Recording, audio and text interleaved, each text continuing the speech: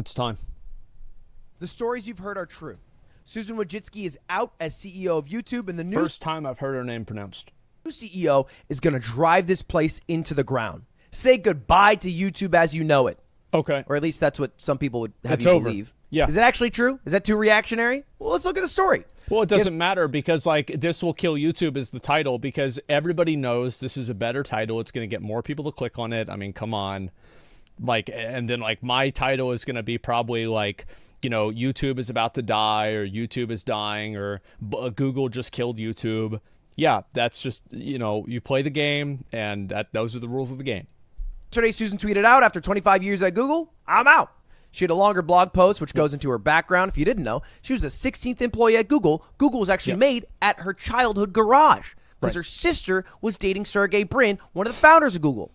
Yep, she's a real one. She's been CEO of YouTube for 9 years, but you might only know her for a couple things. One, maybe an interview that I did with her. I mean, shit, you're watching me now, so. This was really cool for her to do this with Ludwig. Like, this was really badass. I wish Twitch would do this. To watch this video as well. If you have watched both videos, subscribe. Come on, 2 videos? I mean, we got something going on here, me and you. Second thing, removing dislikes. But let's be real. What does a CEO of a company that big actually do? He's very right. I do think that removing dislikes is a universally bad decision. And now, about a year later, after dislikes have been removed, I think that it's made the quality of the content on the platform worse, and it's only served to obfuscate the quality of videos. It's bad. And they should just add it back. Hey, the new guy is apparently an NFT guy, so maybe if we can convince him that, like, a dislike is an NFT, maybe he'll add it back in, okay? I think 3 things, if you had to boil it down. 1, you set the course of the ship. What are we doing this year? Are we working on ads? Are we working on shorts? You set the direction that everybody who works at that company has to follow. You're steering the ship. 2, you hire the people who work on the ship, right? You're not the one who's going to be making the product for the shorts. So you got to hire someone who's really good at doing it and stealing what TikTok does. Yeah. And then 3, you're the public face of the company. Isn't it weird how, like, for once we get to steal from China? I feel like it's fair. So when it inevitably all goes to shit, the blame has to go to someone, and that is usually the CEO. And let's be real, a lot of shit was given to Susan for a lot of the bad products that were given to us by YouTube. Dislikes, NFTs. Yeah, 100%. And that's her responsibility. Like, even if it's not her fault, it's her responsibility. And there's also a good chance that, you know, this is the same thing I said about, like, Mike Ybarra, is that there are a lot of decisions that happen that come from above the CEO, like board of directors type stuff, like alphabet type stuff. And sometimes that's just like, it's her job is to follow those marching orders. There are some conspiracy theories as to why Susan's leaving YouTube. Why are you out after 25 years? Mainly from right-wing Twitter. But the way it goes is basically, well, the House of Representatives subpoenaed Susan and some other tech leaders 2 days ago, and then she left yesterday. So maybe it's a reaction to that. I love a good... I think that's interesting. Yeah, coincidence, YouTube CEO Susan Wojcicki is resigning. We just subpoenaed them for reported collusion with the federal government, one step towards accountability. By the way, I totally support this. I pretty much universally support the government looking into these social media websites. I think they are massively fucking corrupt. Conspiracy theory. I really do. So is the government, by the Moon's way. made of cheese. I'm in all that shit. Aliens have come to Earth. Hell yeah, they're in Cumtown, Alaska.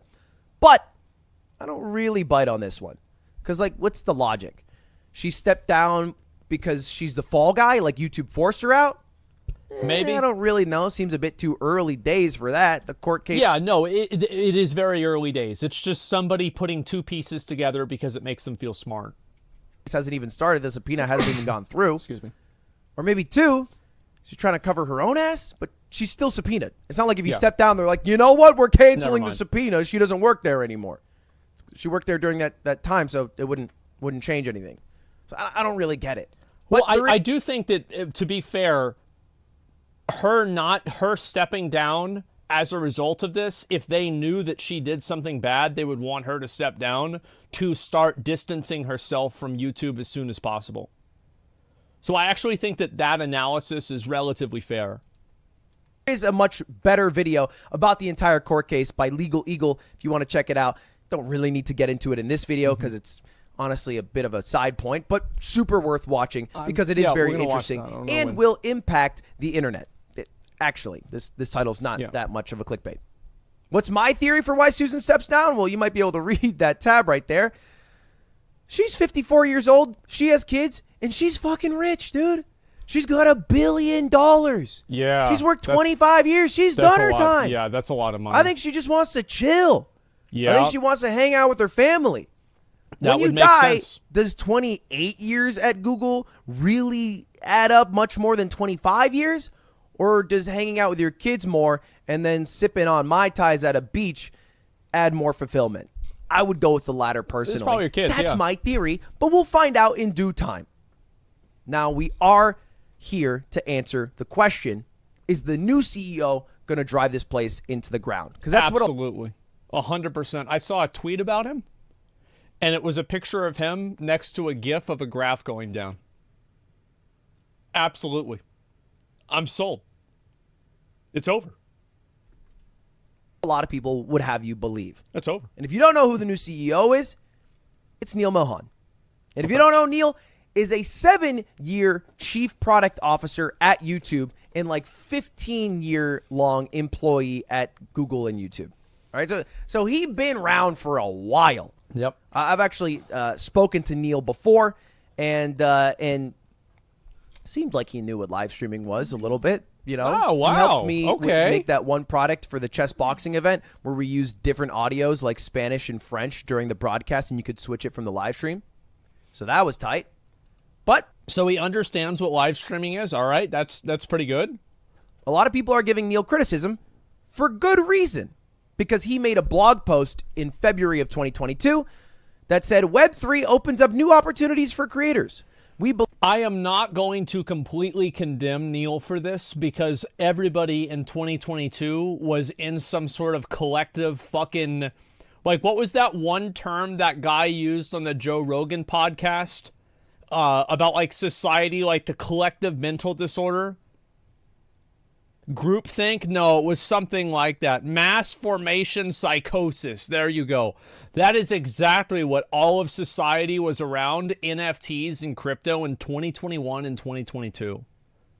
Now, it's unfortunate that this guy got wrapped up in it, but I'm not really going to, I'm not going to condemn him just for one post like this. I believe new technologies like blockchain and NFTs can allow creators to build deeper relationships with their fans.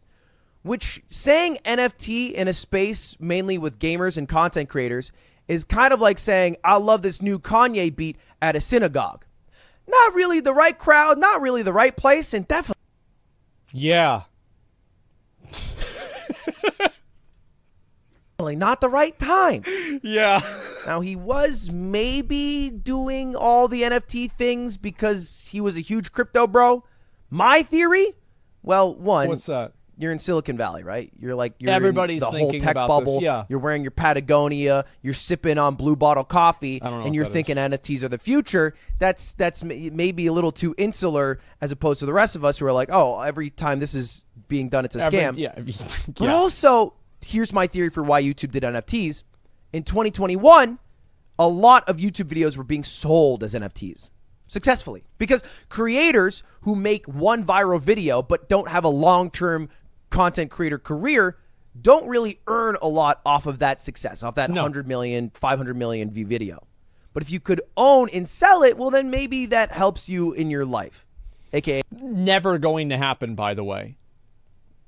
Absolutely never going to happen. Because, bro, if I want to go watch a YouTube, I want to go watch Lord of the Rings on YouTube, I can watch it for free. If Paramount and Disney can't figure this out, there's a no-shot situation that Charlie Bit My Finger will. I'm talking about how Charlie Bit My Finger, Nyan Cat, all these videos were being sold as NFTs. And so maybe YouTube just wanted to own that.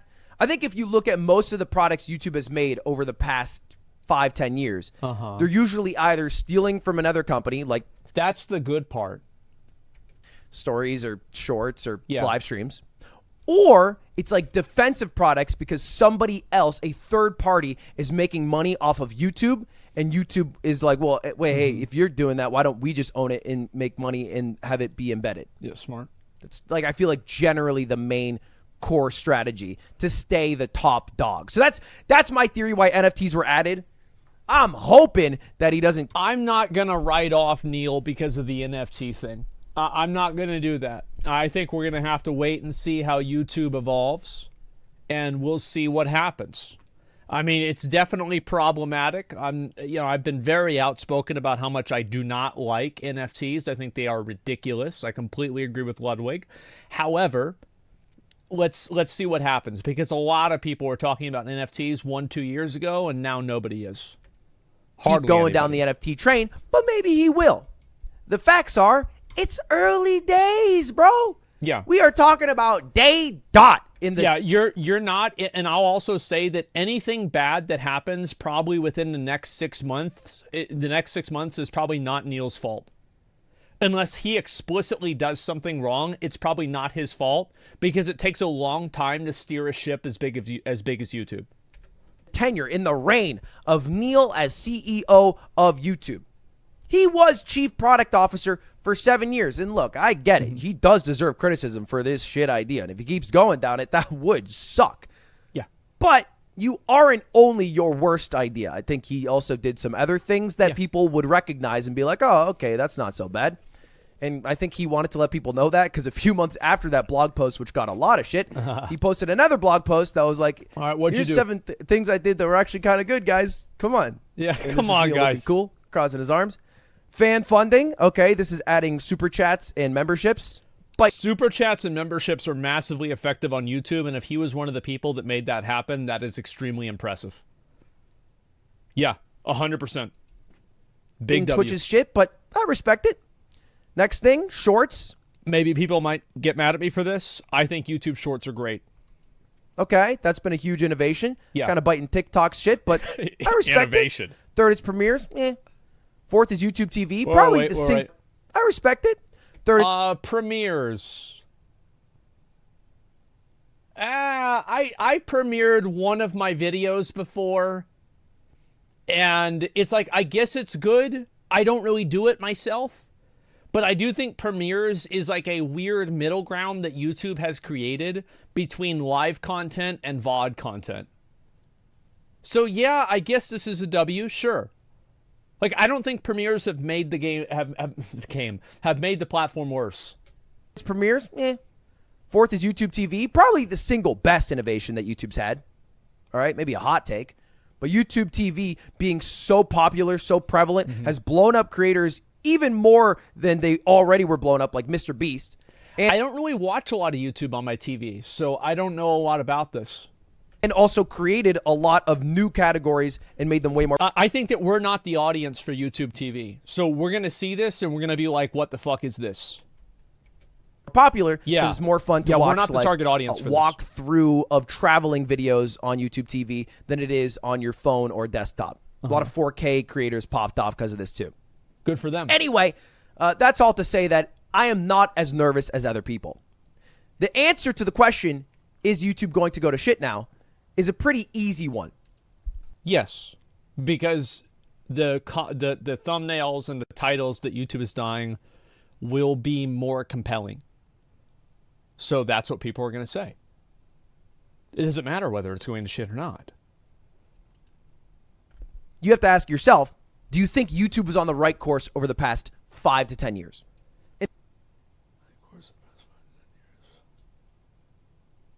Generally, yes. I would say generally, yes. YouTube has left its own company and they suck. Yes, but you can apply that logic to literally every single other popular social media platform. I think that it's more on the right track than Twitter. It's more on the right track than Facebook. It's more on the right track than Twitch. It's more on the right track than... I would say those. Yeah. If the answer is no, well then this is going to be more of the same. It's going to be more no. If you think everything that they've done is shit over the past 5-10 years and YouTube was better off 10 years ago without Susan, without Neil, well, then they're going to keep doing that. I think Neil's more of the same. He worked very closely with Susan, was right under Susan. Yeah. If you think they're doing good over the past 5, 10 years, well, I think they're going to keep doing good. Mm-hmm. So it's not up to me to answer the question, is it going to go to shit? It's up to you to answer whether you think they were on the right track, because I think they're going to stay on the same track. I don't think there's going to be a... Yeah, I agree with him. Yeah, I don't think it's going to be like, oh, Neil's here now. All right, every comment is an NFT. We're banning videos of dogs. He doesn't like dogs. And if you type Donald Trump, your account gets banned. Like, that's probably not what's going to happen. Huge change to what was happening. But I'm also going to find out. So let me know. If you could ask a question to Neil, CEO of YouTube, what would you ask? Because why are you so far behind on live streaming services? Why is it that Kick, a subsidiary of Stake, is able to spin up a website that does laps around your live streaming service, even though Google and Alphabet and YouTube are infinitely larger and have infinitely more resources and have the biggest ad-serving platform in the world, but you somehow can't seem to manage this with live streaming even 4 years after you started building into live streaming services? That would be the question. Why is it taking so long? Why is the chat experience so bad? Why is discoverability so bad? Why is this not being changed within the next month? That's what I would ask. Enough. I had the chance to interview the CEO of YouTube once, then I somehow got it again. Because I just tweeted out at Neil. I said, hey, want to chat sometime? Just let's do it. And I'm not even shitting you. It was the first thing he tweeted after being announced as CEO. He said, let's do it. Damn. So I'll talk to Neil. I got to ask him about NFTs. Oh, man. This is great. We're going to have some content out of this. I am fucking excited. This is awesome. I watch Destiny on YouTube all the time, and it's fine. Yes, I also have watched Destiny on YouTube. And I will tell you that one of the best things about YouTube is the pinnacle. Well, Pornhub is the pinnacle, but YouTube is almost the pinnacle of actual video service. The problem with YouTube is not this box. Okay, this is not the problem with YouTube. The problem with YouTube is this, and this. That's what they can improve, and this. The actual box that the video is in is fucking amazing. See if he likes it. I got to ask him to buy my Goose Ass NFT because Susan's out and somebody's got to pick up the scraps. I'm owed money, Neil, and I'm coming for it. I've seen the compensation package. It seems pretty decent for CEOs based off how much Susan's made. Yeah. And then 3, what's up with that whole dislikes thing? Now, I do think Charlie had a really good idea. I mean, come on, Charlie always has good ideas. What is it? It would be a knockout home run win for Neil if he instantly added dislikes back after coming on board. But I doubt he'll do it. Only because internally it'd be very... It would make Susan look bad, and I don't think that it would be a good idea for him to do that immediately. Like, in terms of, like, office politics, like, the way it makes the company look, it would not look good. Now, I think that they should... hopefully they'll do it in a couple of years, if Neil wants to do that. But, yeah, it would just make her look bad. Confusing to be so gung-ho and stand your ground on a product and then switch up, especially considering he's the chief product officer when dislikes were added, so he probably had a hand in that. Yeah. But much like Susan did not veto NFTs, I don't think that Neil's going to come on and instantly start adding NFTs to every single video, and all of them are fungible or non-fungible. I don't know how it works. Anyway, let me know what you think. Was YouTube on the right path? What question should I ask Neil? Thanks for watching. Subscribe. See you later. All right, goodbye. Goodbye. Oh, shocker. Ludwig had a lukewarm take where it's kind of a nothing burger because the CEOs don't really do much. I mean, look at megalomaniac CEO Elon Musk, but we're still on Twitter. Look at megalomaniac CEO Mark Zuckerberg. Well, that one didn't go so well. As long as you're not as Mark, you're... I respect Mark Zuckerberg. This dude says, you know what? I'm going to ride this ship to the bottom of the ocean. And I'm the captain. I 100% respect that. Absolutely. This dude believes in it. You're doing all right. Nobody even knows who Emmett Shear is. I'm on a long-winded trail. I have to go get a haircut. Yeah, See you later. Bro, that's the thing. Like, where's Emmett Shear? Like, I mean, Dan Clancy comes out and every once in a while makes a post about this. But other than that, I mean, we don't really see him talking a lot about this, about Twitch. Like, what's going on? Yeah, the ship is sinking. It's because I'm sinking it. That's right. Yeah, I totally respect Mark Zuckerberg for completely going all in with Metaverse. I think it's awesome. Yeah, it's also we're going diving today, boys. Yeah, exactly. So, yeah, if he even knows what Twitch is, yeah, it's like, I don't know, like, I don't know what's going on with Emmett Shear. Like, I'll be honest, I talked to Dan Clancy once, and I got him to like semi-agree. I'm like, do you ever want to come on my stream and like talk about the platform? He's like, yeah, we'll see what happens, but it never happened, or it hasn't happened yet at least. So hopefully one day that will happen. We don't know when that's going to be. What would you ask him? Well, I mean, at the time it was like gambling stuff. I'd ask him probably right now if I had questions to ask, I would say like, I think embedding is definitely an issue. How, like, why we're not seeing better integration of clips onto Twitch. Like, why is Twitch one of the biggest places that you can find clips, or sorry, that clips come from, but it's one of the worst places to find clips? Like, there's no section, like, for example, I think that on Twitch, let's see here, I don't know what this is. Oh, yeah, that was the thing I was looking at earlier. There should be a section right here. It says following, browse, clips, or community, or something like that. And it should be right there. You should be able to click on it, and it should work the exact same as TikTok, YouTube Shorts, or Instagram Live, or something like that. That's what I think. I think it's a massive L that they're not doing that, and every single day that they don't do that is just making the it's just making the platform worse, and it's giving more credibility and like more content to other platforms. And also, like, my understanding of like their philosophy is that they're trying to exist inside of an ecosystem. They don't want Twitch to be the only place that people consume content from, but I don't see a negative in allowing people to go and post clips on Twitch and talk about them and have a community. Because like the problem with also Twitch communities is that Twitch communities exist extemporaneously around a streamer being online. So, for example, whenever, I don't know, let's look at some random streamers. Whenever Silverbarrel is offline, where does Silverbarrel's community go on Twitch? Well, there's no other real place for them to go. Whenever Lucy Pyre is offline, where does she go? Whenever, I don't know, let's see, Mizkif is online, where do they go? And you can say Twitter or something like that, but why is that not something that's built into the platform? Why is offline chat this awful fucking thing? Why is this the best way that you can connect with viewers offline, and viewers can connect with each other? It's so weird, and I don't think it's healthy for the website. And they can do a much better job at improving it. We just go to another stream. To me, I think a lot of people actually don't.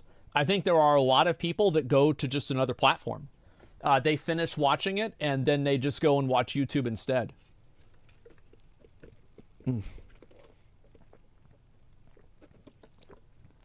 Offline chats for obsessed viewers, true, or just people that have a place in the community. Yeah, for sure. But those would be the questions that I would ask him. Ask Twitch. Let's see what other questions would I have for Twitch. Fuck. I feel like that's probably the main thing. Yeah, I mean, I don't know. Besides that, like maybe I could come up with something else, but that's what I would say so far.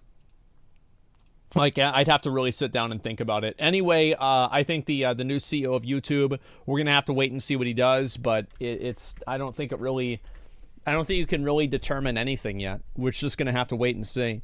Welcome to the new position, a public punching bag, every mistake that YouTube makes, and I hope he doesn't do any NFT nonsense. There you fucking go. My question to Neil would be this. My most common complaint I hear from content creators is YouTube straight up does not communicate with creators. Major updates are dropped without warning, and people who have had their channels suddenly taken down are left waiting for an explanation and it never comes. Yeah. I actually don't think that this is a question that Neil is really going to answer properly, and I don't think he's going to be able to change this, because my personal opinion is that I think that YouTube is intentionally opaque so they don't let people stress test and limit test the rules, because they are intentionally like kind of abstract in what they allow and don't allow. That way they don't have content creators constantly trying to push the line. Which is like, it's a bad system for YouTube, or sorry, for content creators, but it's a good system for YouTube. It's like they're effectively scaring people into being afraid of the TOS because they don't know when it will be randomly applied to them. So it's almost like mafia fucking tactics, but it works. Also, I think that YouTube is also afraid, of the Gonzalez versus Google case. They're afraid of being considered a publisher. So I think that YouTube in general is afraid of taking any action because any action can and will be used against them in a court of law. You see what I'm saying? So I think put these two things together, and that's probably why YouTube doesn't really do a lot. Let's read a few more. I can't even imagine what the world would be like without YouTube. Yeah, I know. It's massive, man. Neil manages to respond to the community and actually implements wanted features. He'll be widely accepted. Absolutely. Outros always feel like Zoom meetings where a teacher is forced to stay while you have to search for the end button. Yeah, that's about right. YouTube needs is some kind of scam adverts and secondary the scam bots. Yeah, I think Google AdSense has actually done a very bad job recently of vetting Google ads. Like, how many of you guys have gotten ads for, like, some weird, like, third-party Chinese website or something like that? F, are we good?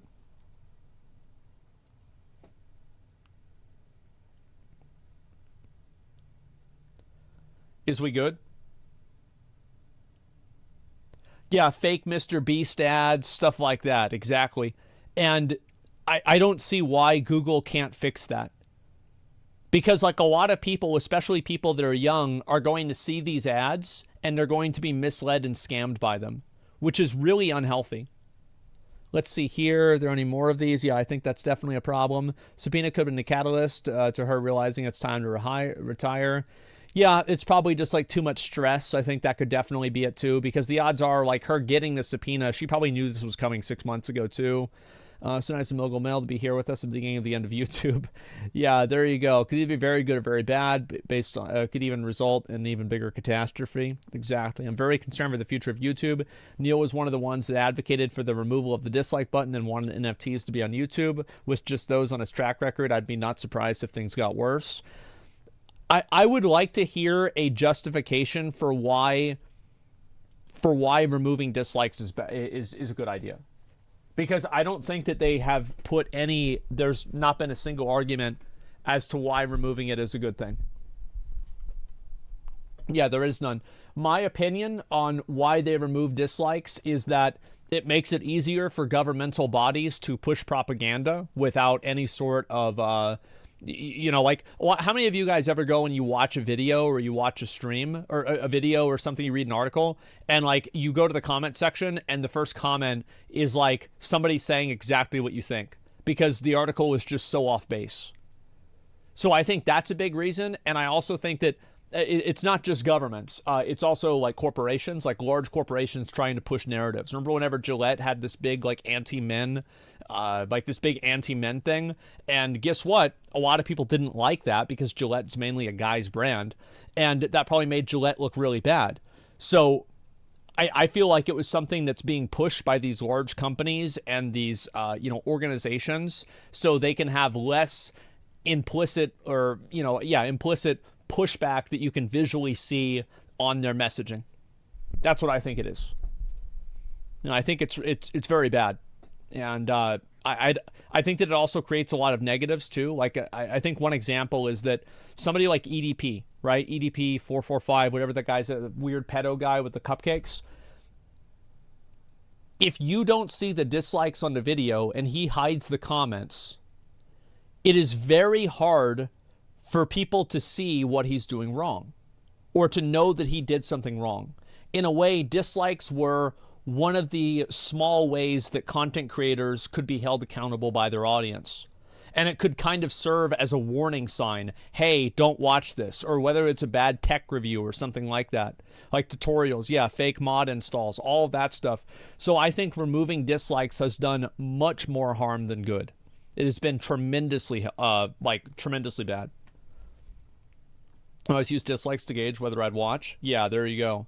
Basically, I want you to watch every single video, and dislikes can stop you from watching. Yeah. Well, I think dislikes don't really stop you from watching because there's also frustration. Somebody watches a video, it doesn't help them, then they're probably not going to watch another one. Today, if we had that comments disabled, the entire video seems suspicious immediately. Well, exactly. Because the thing is, Whenever you disable feedback entirely, that creates a completely different message than if you only enable positive feedback. It's kind of like that one video about Atomic Heart where it had like 2 million views and there were only 120 comments on it because the content creator had curated the chat. Or sorry, not curated the chat. The content creator had curated the comment section.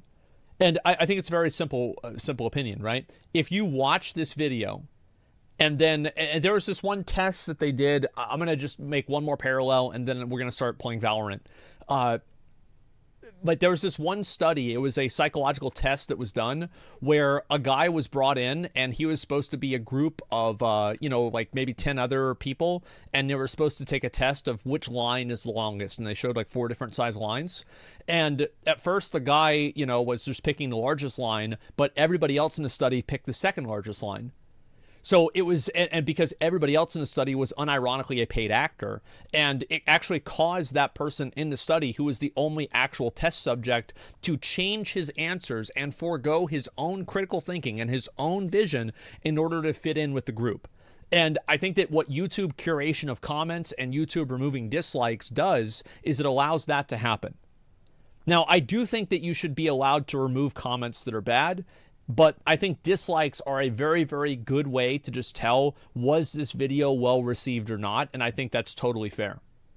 And I think that YouTube comment sections and YouTube dislikes being removed create the perception that the video is more popular than it is. Does that make sense? Yeah, it's just an honest reflection on the current internet culture. Rage hate watching is completely accepted by platforms as legitimate screen time or watch time. Yeah, I mean, I think it is, but I think it's becoming less that way. Chat acting like they wouldn't have done the same. Well, I'm not talking about like whether you would have done it or not. Like, it's completely irrelevant. The point is that this is what happens.